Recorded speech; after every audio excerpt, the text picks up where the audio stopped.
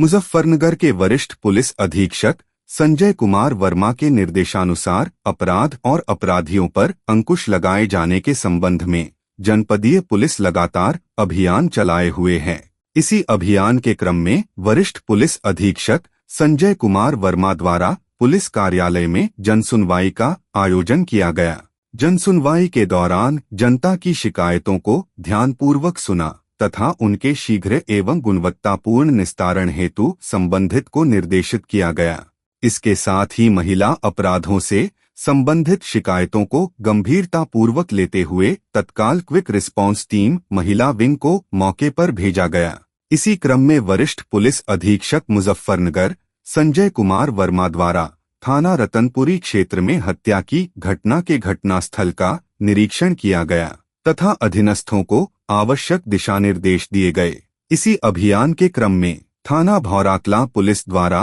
मात्र 24 घंटे में हत्या के अभियोग का सफल अनावरण करते हुए एक बाल अपचारी को पुलिस अभिरक्षा संरक्षण में लिया गया तथा आलकतला फावड़ा बरामद किया गया। इस संबंध में वरिष्ठ पुलिस अधीक्षक संजय कुमार वर्मा ने ब्रज दर्पण न्यूज को जानकारी दी। जैसा कि आप जानते हैं कि कल भौराकला थाना क्षेत्र में एक ट्यूबवेल पर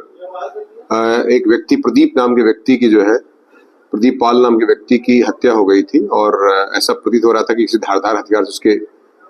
फेस पर गर्दन पर हमले किए गए हैं। मृत्यु के उपरांत जब पुलिस वहां पहुंची तो पुलिस ने डेड बॉडी को कब्जे में लिया और पंचायतों पोस्टमार्टम की कार्रवाई सुनिश्चित की गई और पोस्टमार्टम की रिपोर्ट के हिसाब से उसमें मल्टीपल चोटें आई हुई है। साथ ही साथ मैं आपको बता दूं कि इसमें जब कई लोगों से जब राउंड अप करके पूछताछ की गई तो उसमें उनका बेटा जो कि बाल अपचारी है और मुश्किल से 17 साल का लगभग है और उसने अपना जुर्म स्वीकार किया और उसने बताया कि पिताजी बार बार शराब पीने के आदी थे और शराब के लिए हमें मारते पीटते थे और विवश करते थे कि पैसा भी लाओ कमा करके और हमें शराब पीने की सारी व्यवस्था करो। तो नशे के आदी थे जैसा कि उसने स्वीकार किया अपने बयान में। तो उसके बयान के आधार पर उसने जो फावड़ा उसको था उसको भी रिकवर कर लिया गया उसकी निशानदेही पर तथा उसने अपना जुर्म स्वीकार किया। उसके आधार पर 103 BNS जो हत्या का अभियोग होता दर्ज कर लिया गया था भौराकला में और उसे गिरफ्तार करके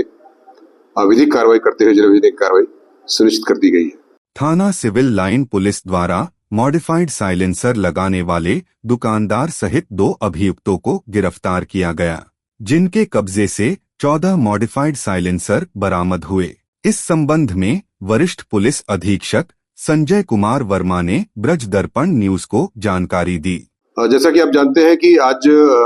एक सूचना मिली थी कि कई जगह जो साइलेंसर को मॉडिफाइड करके लोग गाड़ियों में इस्तेमाल करते हैं। जो इनफील्ड गाड़ियां हैं जो बुलेट है उनमें बहुत तेज आवाज आती है और कभी कभी ऐसा लगता है कि पटाखा फटा हो या बम फटा हो, इस तरह की तेज गोली चली हो ऐसी आवाज आती है। तो इस तरह के सूचना पर मेरे द्वारा निर्देशित किया गया था ट्रैफिक विभाग को और तथा इंस्पेक्टर सिविल लाइन सीओसिटी को, जिसके आधार पर आज 2 लोगों को कस्टडी में लेकर के जब उनसे पूछताछ की गई तो उन्होंने बताया कि वो मॉडिफाइड साइलेंसर लगाते हैं गाड़ियों में एक सर्टेन अमाउंट लेकर के। इसके आधार पर 14 साइलेंसर बरामद किए गए हैं, दोनों को हिरासत में लिया गया है। 170 BNS की कार्रवाई के खिलाफ निदात्मक कार्रवाई की जा रही है। साथ ही साथ इसमें निश्चित तौर से एक अच्छा कार्य हुआ है क्योंकि जो लड़कियां स्कूल जाती हैं, साथ ही साथ जो आम जनमानस है, परिवार के लोग हैं, जब निकलते हैं बाजारों में तो इस तरह की जो आवाज है उससे कहीं न कहीं से इसमें निजात मिलेगी। साथ ही साथ ऐसे लोगों पर जो और भी लोग बेच रहे होंगे उनके खिलाफ सख्त कार्रवाई सूचना के आधार पर की जाएगी। ऑपरेशन चक्रव्यूह के अंतर्गत जनपद मुजफ्फरनगर में सभी थानों पर कुल 32 विवेचनाओं का निस्तारण किया गया। साथ ही विभिन्न अभियोगों में वांछित 17 अभियुक्तों को गिरफ्तार किया गया तथा 40 NBW गैर जमानती वारंटों का निस्तारण किया गया, जिसमें 18 अभियुक्तों को गिरफ्तार किया गया। आगामी कांवड़ यात्रा 2025 को जनपद में सकुशल व शांतिपूर्ण ढंग से संपन्न कराने व श्रद्धालुओं को किसी प्रकार की अव्यवस्था असुविधा का सामना न करना पड़े, इसके लिए की जा रही तैयारियों के संबंध में वरिष्ठ पुलिस अधीक्षक संजय कुमार वर्मा ने ब्रज दर्पण न्यूज को जानकारी दी। अभी कांवड़ शुरू नहीं हुई है। 11 जुलाई से कांवड़ 11 से 23, तो वैसे तो छुटपुट चलती रहती है लेकिन 11 से 23 जो मुख्य उसका कांवड़ का समय है, उस परिदृश्य में हमारे और डीएम साहब द्वारा आज भी वार्ता की गई है और सभी विभागों का समन्वय स्थापित करके जो है जो भी कमियां हैं, चाहे बिजली संबंधी हो, चाहे पीडब्ल्यूडी संबंधी हो, चाहे नगर पालिका संबंधी हो, चाहे ग्राम पंचायत, जिला पंचायत, जिसका भी हो, और पुलिस संबंधी जो समस्या हो, सभी समस्याओं पर विचार विमर्श करने के लिए कल 5 बजे एक वीसी भी रखी गई है और इसमें सभी अधिकारियों से एक बार समन्वय स्थापित करके पुनः जो भी इसमें व्यवस्थापन वो किया जाएगा, ताकि ट्रैफिक से लेकर के सारा जो उसके नॉर्म्स होते हैं पूरे किए जाए, और हरिद्वार से लेकर के जो भी मुख्य मार्ग है हमारे यहाँ जो जनपद में दखल पड़ता है, और अभी उत्तराखंड के अधिकारियों से भी बात हुई है, वहाँ भी एक गोष्ठी आयोजित होनी है, और आसपास के जो जनपद होते हैं हमारे एडजॉइनिंग डिस्ट्रिक्ट, उनसे भी समन्वय स्थापित करके इसको सकुशल संपन्न कराने के लिए व्यवस्थापन किया जा रहा है। और निश्चित तौर से कांवड़ को सकुशल संपन्न कराने में हम लोग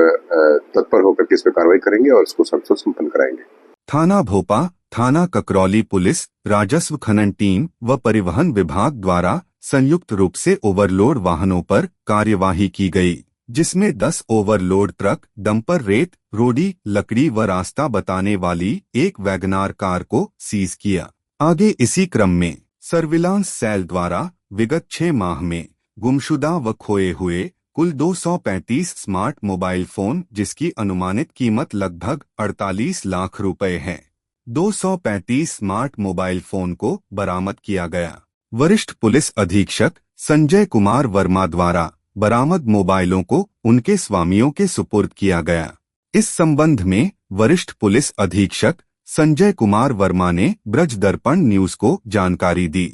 देखिए, पिछले कुछ महीनों से लगातार इस पर जो है काम हो रहा था। इसमें